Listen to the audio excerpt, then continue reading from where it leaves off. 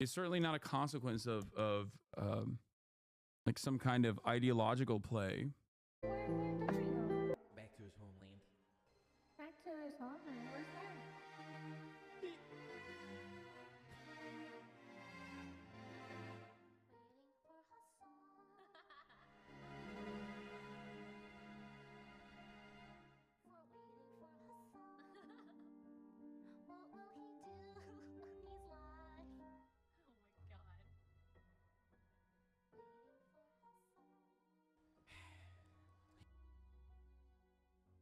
I just miss him. Waiting for Hasan. What will he do when he's live? Open up the casino, let the gambler in. It's time to sin. Well, now what are we waiting for? Waiting for Hasan. Thanks, I enjoyed. Oh, it wasn't a real death threat. They were just making a joke saying something else is likely to kill you before nicotine does. Yeah, I guess.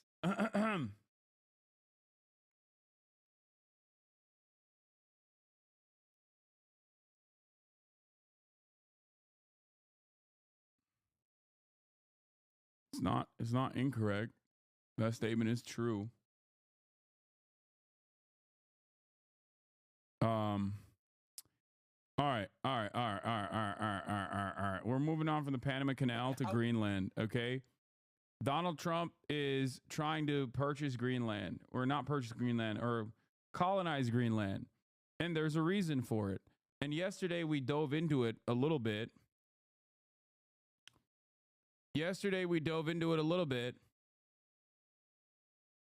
With our favorite boy, Donald Harris. Donald Harris talked about America's plans for Greenland. I'm going to go back to that now and watch that video. I'm finished that video where we left off. This massive island is located China and the USA are fighting over Greenland is the title of the video. Okay.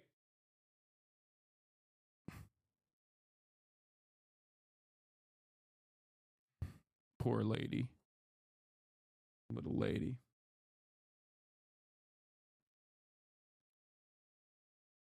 Please cover Denmark's response from last time where they counter-offered to buy America. Yeah, I don't think they have that. I don't think they have the money to do such things like that.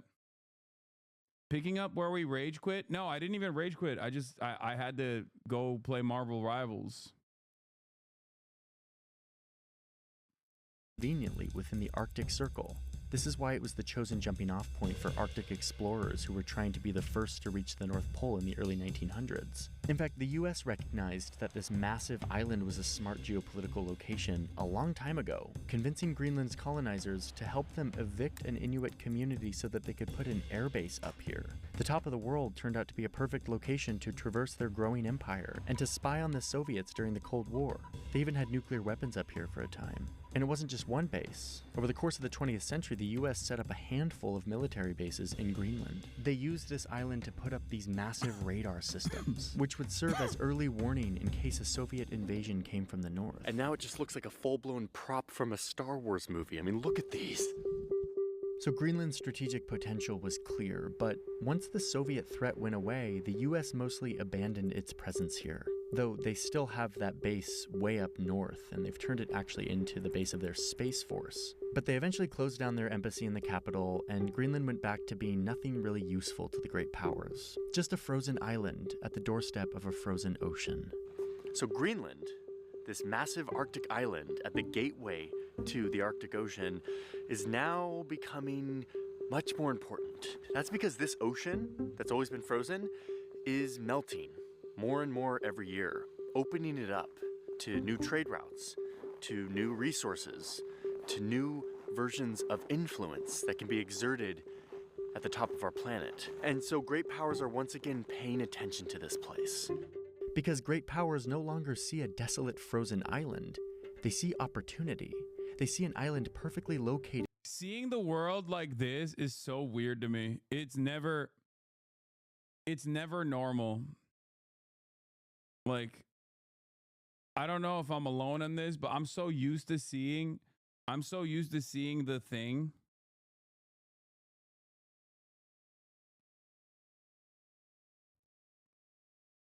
It like freaks me out. Orientalist brain, yeah. I mean, it's not even Orientalist. I think is like very. This is the Santa-centric model. That's literally Empire think, brother. I know.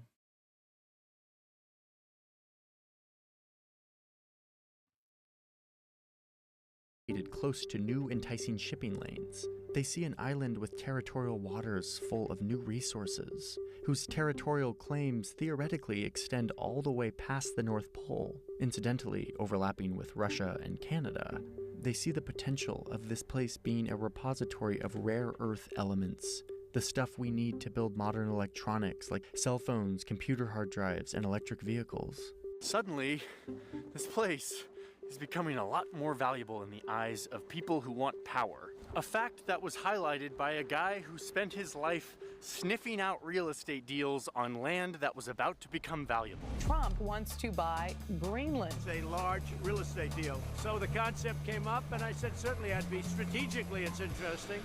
Yeah, that actually happened. Boy, that was a crazy 4 years. I'm glad it's over. Jonald from a year ago. Boy, do I have something to tell you, Jonald. Okay.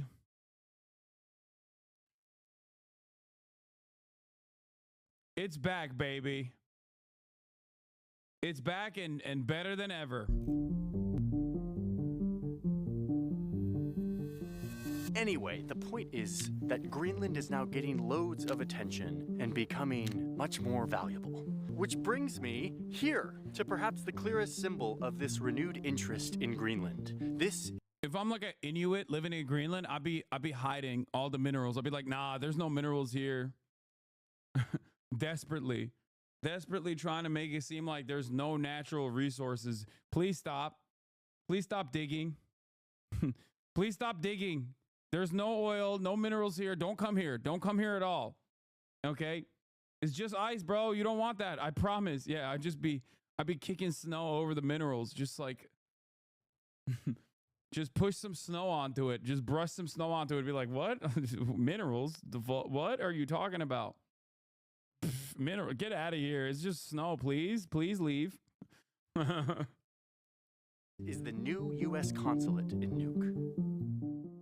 After saying they planned to buy the country, the Trump administration backed down after Denmark was like, hell no, get out of here, and instead took a different approach. They ramped up efforts to build relations between Greenland and the United States, building mutual economic interests, which resulted in the opening of this consulate just in 2020. The US now has a diplomatic presence, a physical presence in Greenland, this big frozen island that no global superpower really thought was that important until recently. I'm pleased to announce we will reopen our... Denmark is not giving this away. Are you insane, law, brother?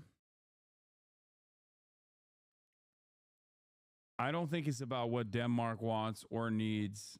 I think if there's enough, I'm sure Iraq didn't want to be invaded either, you know? Now, obviously, Denmark and Iraq are different, but still.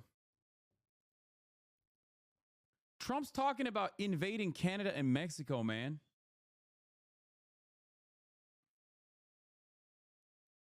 They're about to find some weapons of mass destruction in Greenland. Oops. Turns out Denmark had chemical weapons. They were using mustard gas on their own civilian population, I promise. Trust. Our consulate in Nuuk, Greenland this summer for the first time since 1953. So this actually reminds me of You're crazy if you think the U.S. will go and just take it. Name a single example where the U.S. didn't respect the wishes of the natives. True. I can't think of any.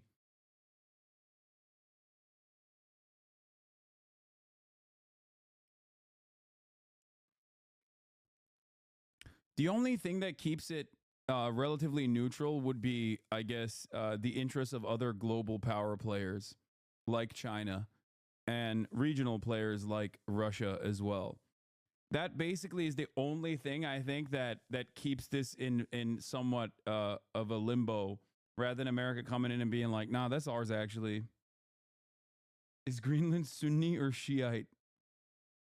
A story I did a while back when I was up in the. I know this is all, but I had to wait 10 minutes to send this. You have single-handedly convinced me to start nicotine. Thank you, Hasan. Man, shut the fuck up. Don't even joke about that shit. Dumbass. Arctic for Vox Borders, and I was visiting a Russian consulate on this little island. And it truly never ceases to surprise me that in an era of like sophisticated alliances and like international institutions and like sophisticated military weaponry, we still resort to just putting human bodies and buildings in places that we want to have influence in. Like it's a board game. Some things will never change. But as the US looks to deepen its ties with Greenland, so is another power, another global superpower, one that, incidentally, is nowhere near the Arctic. But who knows that if they want to be the top dog on the world stage, they're gonna need a foothold in this new region. A race for resources could lead to a boil-over. A lot of focus is placed on the Chinese. They do control a significant amount of supply. We are so adamant that these areas of the world... Australians love mining, dude. They can't get enough of it.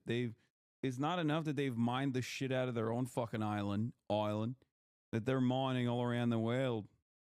They love mining. They love miners. The arteries of trade and shipping remain peaceful. There is a worry of this Chinese possible infiltration in the country. In 2017, Greenland wanted to build more airports, like the one behind me that they're building. Here in Greenland, they don't have a lot of infrastructure for big airplanes, so you can't get like big commercial flights in and out of large amounts of the country. You have to fly around in small planes and helicopters, which is kind of cool if you're like going on an adventure. But if you're trying to develop your country, you need bigger airports. The problem is building airports is expensive, and no one wanted to fund this, except for China. The Prime Minister of Greenland went to Beijing, their friend, and said, hey, do you want to help us fund our new airports? China was like, yes, we will give you a loan to fund the airports, but it has to be. I'm Danish. Greenland can decide what they want for themselves according to Denmark. As of the Self-Government Act of 2009, Greenland is effectively self-governed, but Denmark provides free education by making them travel to Denmark and free healthcare. Since this colonial relationship is still problematic and has issues, but even anti-Denmark Greenlandic people have said they'd rather be under Denmark forever than be under the U.S. Yeah, that makes sense. Wait till America. The only thing that, like, notice how there was a chatter, Delayed Autistic Guppy, that was talking about this yesterday. The colonial relationship within Greenland and Denmark is, like, objectively kept Greenland poor. You will probably see that sort of propaganda resurface over and over again, talking about how, like, they'll go and they'll find like a group of natives, for example, and they'll pump them. And they'll be like, look, these guys organically want to be a part of America. They hate Denmark. And, Leslie Stahl will do a 60 minutes feature on the native population that desperately wants American contracts and are terrified of the Chinese intervention in the country. Miles. This elevated and then canal they'll system, manufacture consent that way. They'll beef up a separatist movement. You're going to get the most annoying Radlib accounts tweeting about how problematic it is. Yeah.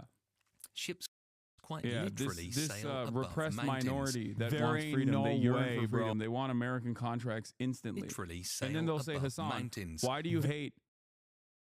you personally hate autonomy? Why do you hate the autonomy of native Greenlanders who simply want better American contracts? They want what's best for themselves. Why are you getting in there? Why are you being so paternalistic? Where you think you know what's best for them?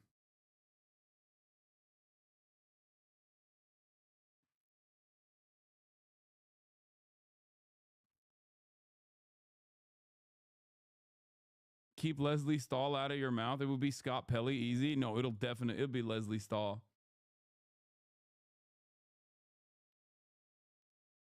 Now, that is if the Trump administration behaves in a more competent manner, like the Democrats have, whenever they do, whenever they have any sort of imperial ambitions. The Trump administration, on the other hand, was very ineffective. The State Department was probably at its weakest, I think, under the Trump admin.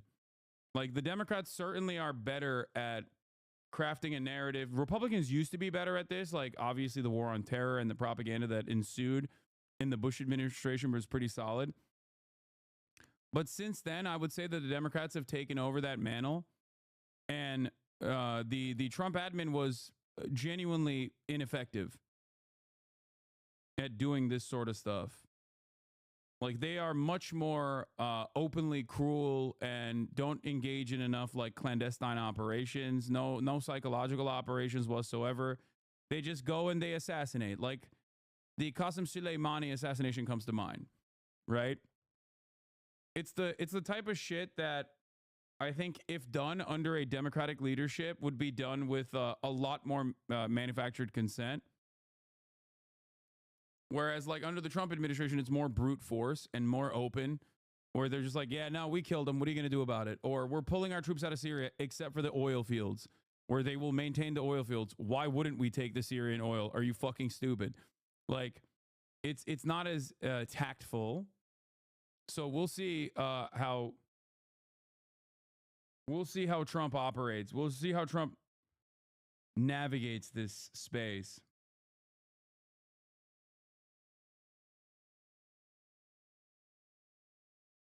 Be a Chinese construction company that builds the airports. And Greenland was like, okay, let's do it. That sounds great. And immediately over... Where the fuck is China getting so much money? They're dumping a shitload of money into my country, Pakistan, as well. What do you mean, dude?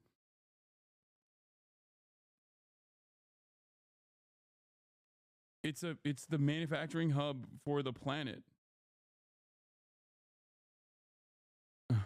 In the United States, alarm bells start going off. This is not good. The context here is that China has a habit of giving loans to countries that they want to like have influence in, like in the future. They do this a lot in Africa. Like, they give loans knowing that they now have leverage over all of these countries who now owe them money. Anyway, so the United States... Okay, that's once again infinitely more favorable conditions, a lot more opportunities for loan forgiveness, no immediate austerity, austerity measures kicking in. There's no, just to point out that, like, this is at this point we've put this to bed, right? No matter how much people say, like, well, the Belt and Road Initiative is also Chinese imperialism. Like, how do you not recognize that? Crisis like never before. And, its lifeline, water, the attitude is drying. that people have demonstrated Ships against China engaging in any sort of development initiatives, doing any sort of soft power stuff around the globe, has now been put to bed. Foreign Policy Magazine and many other overtly right-wing pro-empire think tanks, if they don't actually recognize that the debt trap that the IMF and the World Bank have offered the global South is no longer competitive now that the Chinese market, now that there's a new game in town where a lot of these people can personally get infinitely more favorable loans with a lot better conditions from the Chinese government. Something that even those who have a vested interest in the continuation of American empire have come to terms with and want the IMF and World Bank to change its ways. It's crazy because, like, it's rinse and repeat. Which mega project will take the ultimate prize and become the next trade route? One thing is certain. Sees this potential deal happening between Greenland and China and hates it. Greenland, this place that is so strategically located, that is right next to the United States, that is really a huge part of the future of global influence in the Arctic. Suddenly in debt to China? No. In fact, the Pentagon freaked out and was like, what if Greenland defaults on their payments to China and China seizes the airports and starts using it for their military? A little bit of an alarmist, like, doomsday scenario. But it's true. Like, when you owe someone money, they have leverage over you. The U.S. did not like this. So the U.S. goes to Denmark and tells... It is very much like projection, I think, to run with that attitude. So far, it has not happened. right? It's so far, it has not happened. And that is the American position. It's like, well, they will do to us what we've done to them, which is a common perspective throughout history. Slave owning whites in the antebellum thought that if black people were liberated, that they would enslave white people, you know, that they would enact violence and vengeance against their former masters. Now, history has shown that it's usually those who had the power that seek to continue that domination, to continue to restore the racial pecking order. That's why you have the Ku Klux Klan, and that's what happened in the Reconstruction era. And yet, this is a commonly shared opinion. This is something that Americans broadly believe as well, which is that if China became the dominant hegemonic superpower, they would do to us what we have done to the global South and what we've done to China historically. If they do defaults on payments, what do you think China would do in response? Well, we don't actually have to assume what would happen in this hypothetical. It has happened many times over. China has engaged in loan forgiveness virtually every single time. Here, this is Voice of America News.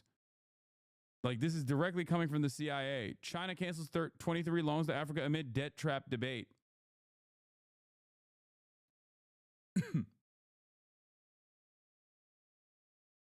It forgave 23 of the 17 loans that it had given to African countries.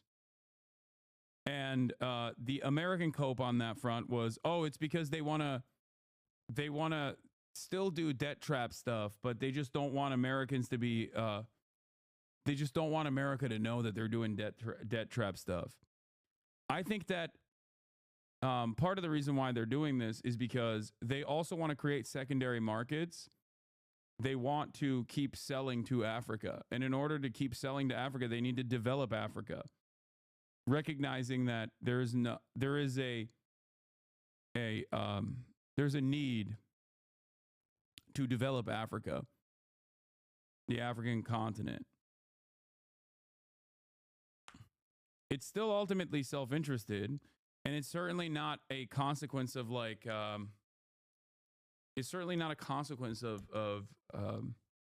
like some kind of ideological play. You know, they forgave the debts but build military naval bases. Yeah, that's really interesting that you say that, because I think the Chinese military base development in the African continent is literally minuscule in comparison to how many fucking military bases America has in Africa. What are you talking about? There's like what? How many bases exist? How many Chinese bases exist overseas?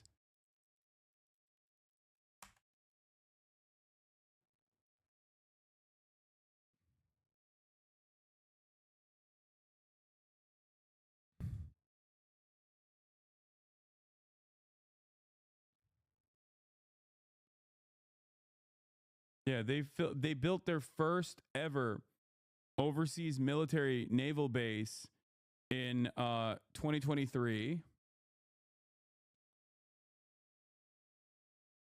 in Djibouti. In 2017, sorry, on 2023, which is if you've watched enough like YouTube foreign policy videos, you understand the significance of Djibouti, where there is also obviously a U.S. base as well. The reason for that is because of its access point into the Red Sea. If you watched a single foreign policy map-based YouTube autism account, you already know that, though. Real life lore and the like.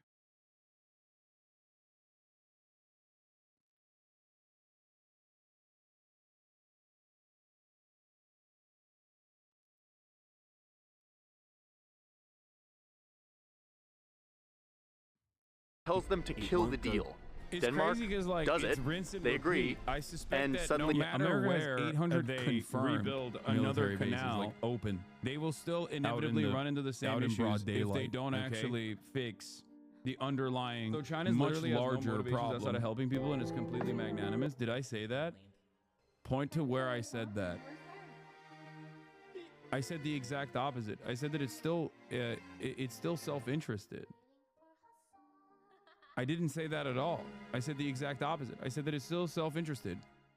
They're not even, contrary to like the way that the USSR operated foreign policy, where there was at least some like ideological through line. China doesn't even have that. They're not like operating at the behest of like implementing global socialism either. There is no investment in that regard. It is simply leverage against America's crumbling hegemonic power. And the other reason, I think, and this is suspicion, this is speculation, is because they want to develop secondary markets that they can sell to. Not only are they Call them a utilizing pedophile and record their reactions for the internet. America's Okay, dominance, you should do that. yeah, you're right, and colonial history to their advantage as a much more favorable lender. Okay, so we have to be their therapist. Fuck that. Wait, what do you mean? Chatter They being also- like America that's is been the the dominant dominant force on the sweetie. planet. Since even before the end of the USSR, but certainly after, right?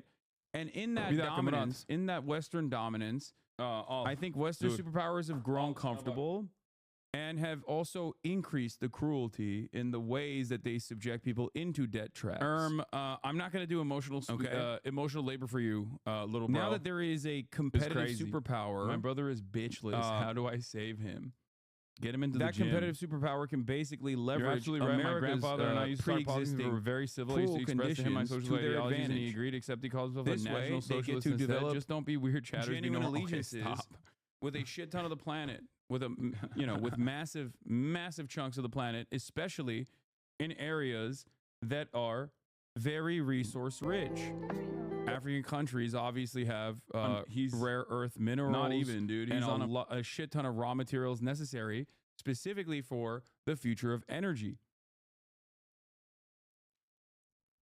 China having more favorable loans and having better relationships with these countries allows them to dominate, specifically in the field of renewable energy. It seems over time China is reacting to government action from the U.S., but I'm asking is when China does eventually take over, it seems like they won't fuck over poor countries the way America does. We don't know. I don't know that. You don't know that either. I'm not going to say that that's what's going to happen.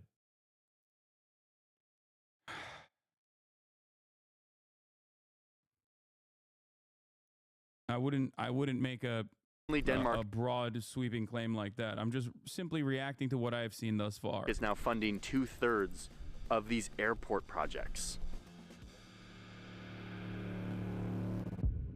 China got rejected on these airport deals thanks to US pressure. But they didn't give up. They started setting their sights on those rare earth minerals that we talked about earlier, the vital ingredients for your phone, your computer, and your electric car. China holds a near monopoly on mining and processing these minerals. So they see Greenland as an opportunity to continue that near monopoly, but also an opportunity to access the Arctic, another place where they can compete with Western interests. It started when this Chinese corporation made a deal to fund a zinc and lead mine in the far north of Greenland. It was all going to plan until the Australian owners of this mine suddenly decided to end their deal. Oh, and shortly thereafter, they got a $650 million check from the United States to fund the project. Once again, the US blocked their rival from getting a foothold in the Arctic. Another Chinese company has had their mining licenses revoked entirely by the government of Greenland. So between this diplomatic pressure, as well as some local anti-mining political sentiment, China has been blocked time and time again from getting its foothold on this island. China's words and actions raise doubts about its intentions. Beijing claims to be a near-Arctic state, yet the shortest distance between China and the Arctic is 900 miles. So yeah, the USA has made its stance very clear that they don't want China, a non-Arctic nation, To be meddling in this region, to be gaining a foothold in the gateway to the Arctic, this region that is opening up, that is becoming really important. Yeah, America, on the other hand, has Alaska. So we are an Arctic nation. You know? It is really funny for America to say this. Okay, why the fuck are you in the Middle East then, dog? Are you a Middle Eastern nation? Why are you in the South China Sea? What do you mean? Where is America not in? Okay? There is not a singular solitary place on this fucking planet that America doesn't have its tentacles in. Like, what are we talking about? It's just a little bit of self-reflection, I think, is necessary in this process, but I don't know. What the fuck do I know? And in addition to blocking China's efforts, the U.S. has also stepped up their own efforts to get more U.S. influence and presence in this place, to prepare for the future of geopolitical conflict.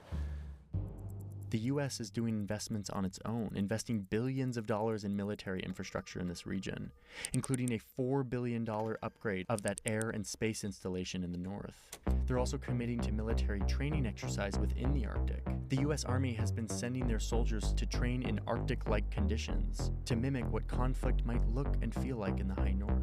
The U.S. government is offering millions of dollars in aid directly to Greenland to help them develop their Ships mining quite and tourism literally sectors. sail above So yeah, mountains. once again, There ain't no we see the struggle for influence playing No out way, between bro. great powers in all of these kind of hard-to-see battlefields. Loans, infrastructure, blocking trade deals, diplomatic pressure, military presence. This is kind of the flavor of modern conflict. I mean, not the Russian flavor of modern conflict, but like the great powers conflict plays out in these other ways, these hard-to-see ways, these bureaucratic, systematic ways. But who cares about these big superpowers and what they want for Greenland? I came to the capital, Nuuk, to talk to my friend Kupanuk about what Greenlanders actually colonize want. Greenland. After all, this is their island. They should decide how it's used and by whom. So we are not just looking the Western world through Denmark anymore, but we'll see more globally. So we're starting to realize more and more how lucky we actually are. That's super interesting. It turns out that about half of Greenlanders actually think it's a good thing that China is increasing in its power and influence around the globe. But when you ask them specifically... Shut it down. Shut it down. Johnny, don't say that. Johnny, you're supposed to do the opposite. Johnny!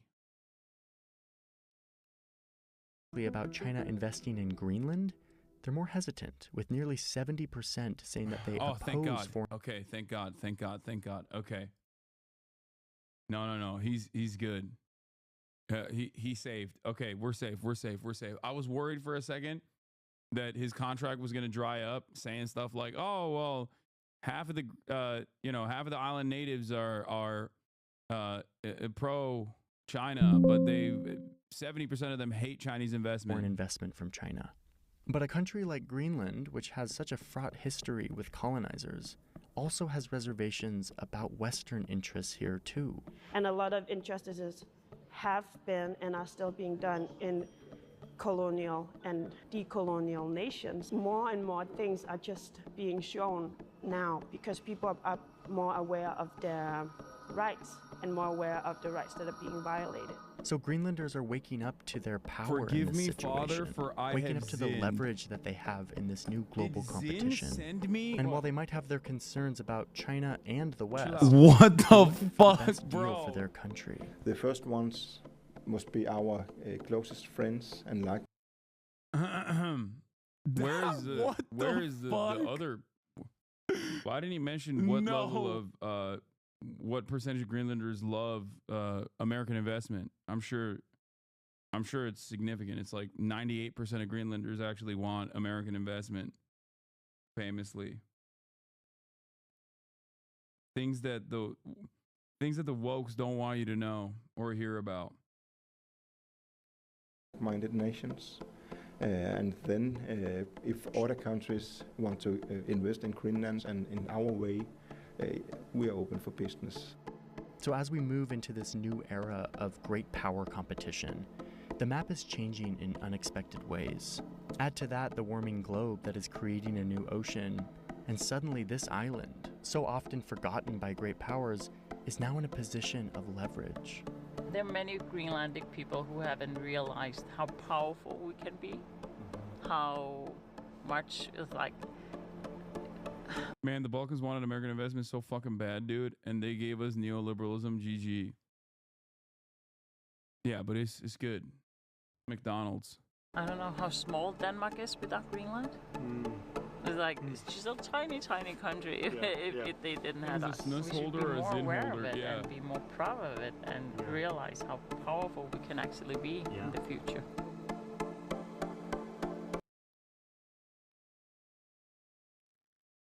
No, they don't classify Greenland as a state sponsor of terror. What they would do is just go to they would go to a group of people that live there and then turn around and say they hate Denmark, they hate the way that Denmark has managed Greenland, and they would say that these guys actually also are very skeptical of China and don't want Chinese intervention in their country, and that they want American they're much more favorable to American investments in the country. That's the way I would cut propaganda. I'd say that, like,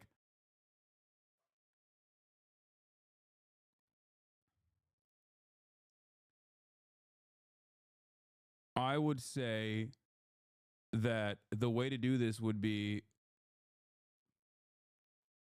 saying that they hate Chinese investment, they're skeptical of Chinese investment,